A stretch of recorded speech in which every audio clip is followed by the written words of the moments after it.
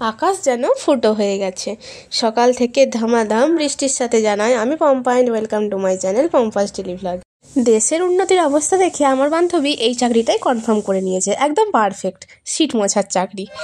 তো যাই হোক, এই ওয়েদারে খিচুড়ির সাথে তার অর্ধাঙ্গিনী ইলিশ মাছের অভাবটাই রয়ে গেল। ও তোমাদেরকে তো বলাই হয়নি, আজ আমার এক্সামের ৫ম দিন। সকাল থেকে যা পরিমাণে বৃষ্টি হচ্ছিল তাতে ভাবলাম যে আজকে হয়তো এক্সামটা গেল, আর যাওয়া হলো না।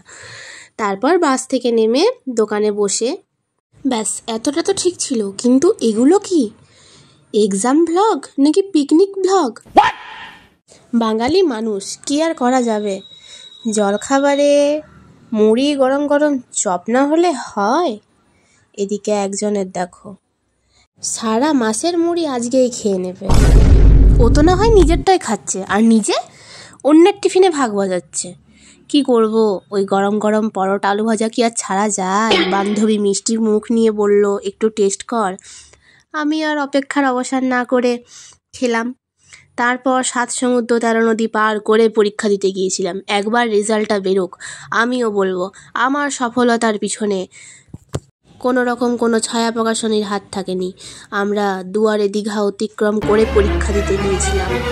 তারপর রাস্তার ধারে মায়ের একটু দর্শন করে, মাকে কি সুন্দর দেখতে লাগছিল না শাড়িটা পরে, একদম চোখটা ফেরানোই যাচ্ছিল না। তোমাদেরকেও একটু দেখিয়ে দিলাম। আর তারপর আবার ভোজন করতে বসে পড়েছিলাম। একটুতে হয়নি, অনেক কিছুই খেয়েছি। তারপর একটু ফল নিয়ে চলে এলাম বাড়ি।